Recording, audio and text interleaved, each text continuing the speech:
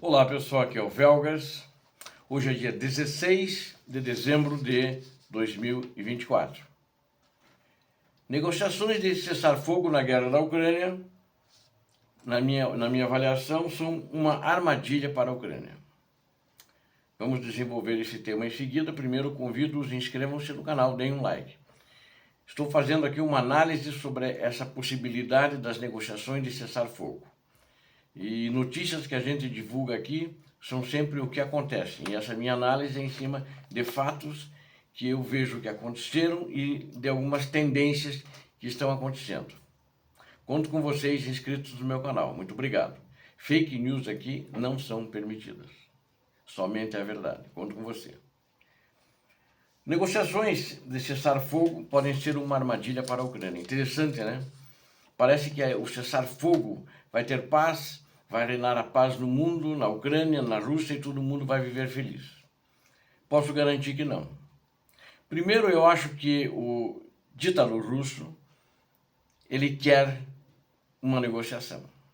Ele precisa uma negociação, ele precisa parar a guerra. Na opinião dele, ele quer congelar a guerra. Ele não quer um plano de paz. Ele quer ficar onde está. Então ele está lutando, está sacrificando as suas tropas para conquistar, nem que seja alguns milímetros de território e dizer: nós estamos aqui, o cessar-fogo aqui, nós ficamos aqui. É esse cessar-fogo que ele quer. O presidente Donald Trump, quando foi eleito, disse que ia acabar a guerra em 24 horas. Ele ainda não assumiu. E disse que a guerra na Ucrânia é a sua prioridade número 1 em política externa. Mas eu acho que ele já deve ter percebido que não termina em 24 horas. Não é por causa da declaração de um dos dirigentes do Kremlin da Rússia, o Medvedev, Dmitry Medvedev, ex-primeiro-ministro e presidente, disse que a guerra ele não consegue terminar nem em um dia, nem em 3 e nem em 3 meses. Eu já comentei isso num outro vídeo.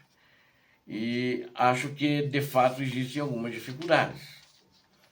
Agora, um cessar-fogo e deixando como está as tropas russas no terreno onde elas conquistaram, é vitória da Rússia.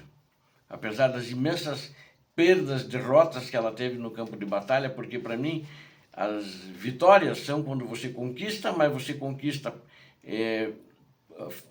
pontos estratégicos, né? Tem vitórias estratégicas, conquista cidades, uma série de coisas, e você tem as perdas são minimizadas e as perdas deles são maximizadas, né? Então eu não vejo que eles estejam levando a melhor. Eles estão sacrificando de fato o seu povo e sacrificando o seu material bélico, que já foi comprovado que é pior que o do Ocidente. Mas é uma situação de que, se for congelado como está, ele ganhou. E mesmo porque ele não vai parar por aí, porque Putin não quer parar a guerra. Putin quer dar um tempo para que depois desse tempo ele já crie mais musculatura de novo. Ele vai tentar exportar novamente mais petróleo e gás. E aí ele vai tentar, com essa musculatura criada, produzir mais armamento, né? Inventar novos armamentos, treinar melhor o seu exército. É isso que ele vai, de fato, fazer, né? E ele para continuar a guerra em uma data futura. E sempre que possível, como ele fez em todas as outras oportunidades, ele vai violar o cessar-fogo. Os russos sempre fazem isso. A gente tem que estudar um pouco a história da Rússia para ver isso, como é que ela se comporta no campo de batalha, né? Como é que ela se comporta no teatro de operações. Então, Putin não quer a paz. Ele vai para uma negociação porque ele tem uma necessidade de parar a guerra. A economia dele, primeira necessidade, não consegue suportar mais manter essa guerra. A economia da Rússia como um todo está quebrada, já está quebrada. As entradas de dinheiro são menores que as despesas que ele está tendo com a guerra. Então isso é um grande problema, ele não consegue manter. Ele vai colapsar a partir de janeiro, eu acho que a qualquer momento, né? Nos próximos meses, não tem, a partir de janeiro, eu acredito que o fôlego no máximo é uns 3, 4 meses, a não ser que ele mande a tropa dele rastejar, andar de 4, engatinhar para avançar. Não vai ter dinheiro para transportar a tropa, não vai ter, e já combustível já, como a Ucrânia destruiu grande parte do seu parque instalado de refinarias, já está tendo muita dificuldade, né? Muita dificuldade mesmo. Então, o plano de paz, porque eu disse que eu acho que é uma armadilha, porque se fica assim, o Putin leva. Então, o plano, que não é um plano de paz, é um cessar-fogo. O cessar-fogo não interessa para a Ucrânia.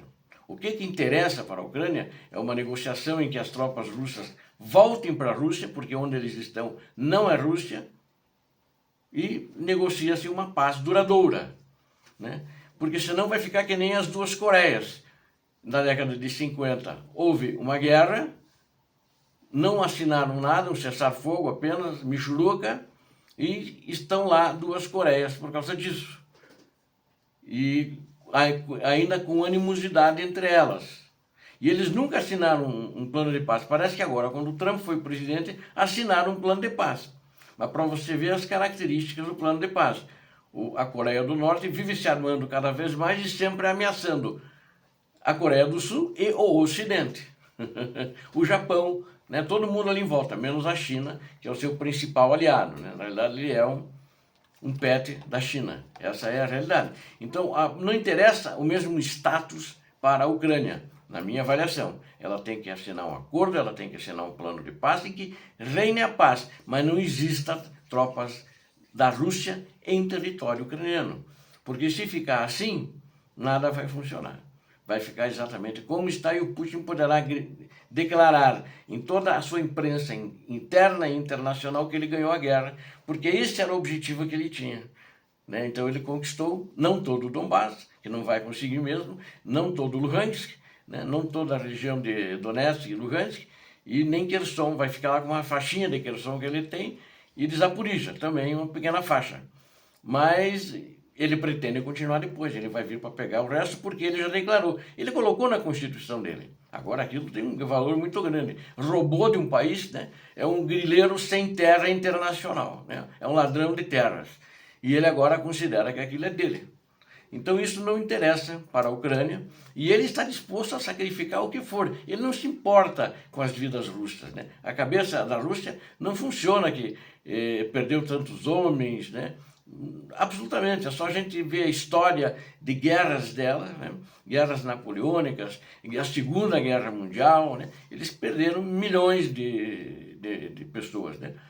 Se essa guerra se prolongar para mais 3, 4 meses, ele vai chegar a 1 milhão de baixas dele, só dele, porque essas baixas no total já devem estar ao redor de 1 milhão, né? Como um todo, ucranianos mais russos, a maioria dele. Então, é uma questão muito complicada, muito delicada para a Ucrânia, que tem que analisar muito bem como é que vai ser essa negociação, né? E a gente ainda não sabe como o Trump vai agir, porque ele não falou. Não é dizer eu vou acabar, mas ele não é uma parte na guerra, porque ele não está sofrendo as consequências da guerra, ele não está tendo cidadãos mortos na guerra, ele não está com seus soldados sendo mortos na guerra, tal como a Ucrânia está.